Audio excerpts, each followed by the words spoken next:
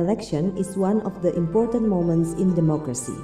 This is the time when citizens can express their political rights.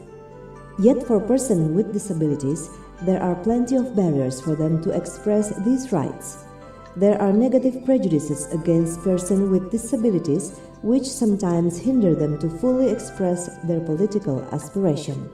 Such prejudices have made most of the election practices so far inaccessible for persons with disabilities. This is a serious and important issue, especially in Southeast Asia, considering that there are over 16 million persons with disabilities living in the 10 ASEAN countries. They have to face barriers not just on election day, but also during pre-election time. Some voter educational materials are not sensitive to the needs of persons with disabilities.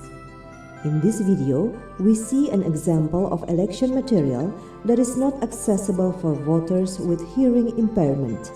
The video is only audible without subtitle or sign language interpreter.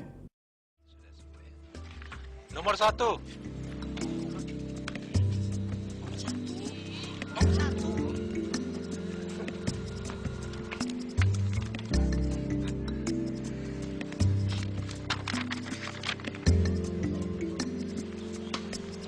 Tolong dicek dulu, Pak. Mana tahu ada yang rusak. Silakan, Pak.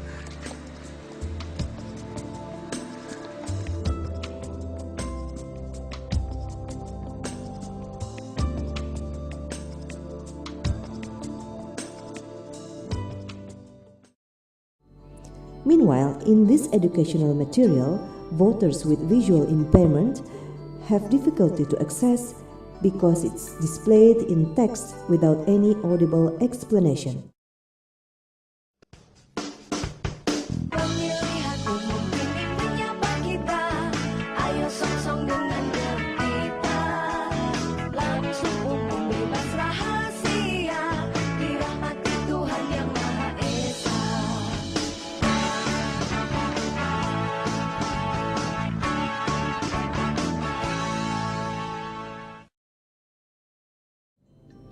The best voter educational material should be accessible for voters with either visual or hearing impairment and therefore needs to combine audio with text or by providing sign language interpreter. The following is an example of the best voter educational material.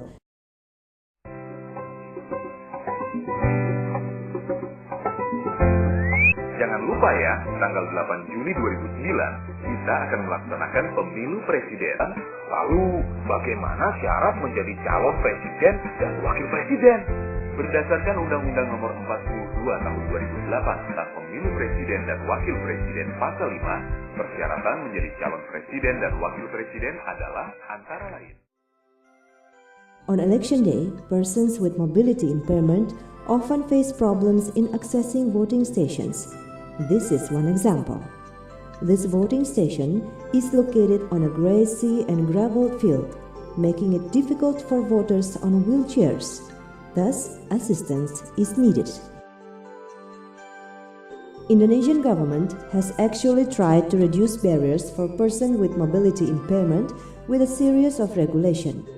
One of them through the KPU Election Manual, Article 22, Paragraph 1, that says voting stations have to be located in accessible location, on flat, smooth surface, and not jumping over ditches and not going through stairs. Indonesian government also has regulation to allow assistance for persons with visual impairment to vote. But this regulation is problematic because it makes their votes prone to manipulation, even though there's also a regulation that obliges the assistance to secrecy. The best aid that can be given to persons with visual impairment is by providing them with special ballots that use Braille. This will enable them to vote without assistance and guarantee their privacy in voting. Persons with intellectual disability are often discriminated during the voter registration stage. They are often considered ineligible to vote, thus their names are often struck out from the voters list. These pictures show Marcela, a girl with intellectual disability who finally got her voter's card.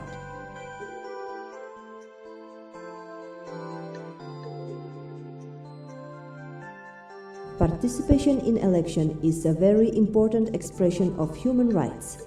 All citizens have the right to be involved in public decision-making process, and the state has the obligation to protect those rights. Yet often, persons with disabilities face barriers implementing their electoral rights. This documentation aims to create awareness about problems and solutions so that persons with disabilities can fully perform their political rights.